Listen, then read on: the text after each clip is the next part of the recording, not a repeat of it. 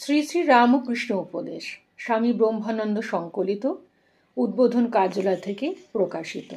আজকের বিষয় ধর্ম উপলব্ধির বস্তু, পাঠ বা বিচারের বস্তু নয়। শাস্ত্র বিচার কতদিন দরকার জানো? যতদিন না সচ্চিদানন্দ সাক্ষাৎকার হন। যেমন ভ্রমর যতক্ষণ না ফুলে বসে ততক্ষণ গুনগুন করতে থাকে, আর যখন ফুলের ওপর বসে মধু পান করতে থাকে তখন একেবারে চুপ, কোনো শব্দ করে না। একদিন স্বর্গীয় মহাত্মা কেশবচন্দ্র সেন দক্ষিণেশ্বরে পরমহংসদেবের নিকট গিয়ে জিজ্ঞাসা করলেন, অনেক পণ্ডিত লোক বিস্তর শাস্ত্রাদি পাঠ করেন, কিন্তু তাদের জ্ঞান লাভ হয় না কেন? পরমহংসদেব উত্তরে বললেন, যেমন চিল শকুনি অনেক উঁচুতে ওড়ে, কিন্তু তাদের দৃষ্টি থাকে গোভাগারে, তেমনি অনেক শাস্ত্র পাঠ করলে কি হবে?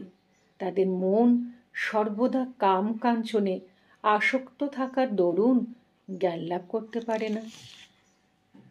জয় ঠাকুর, জয় মা।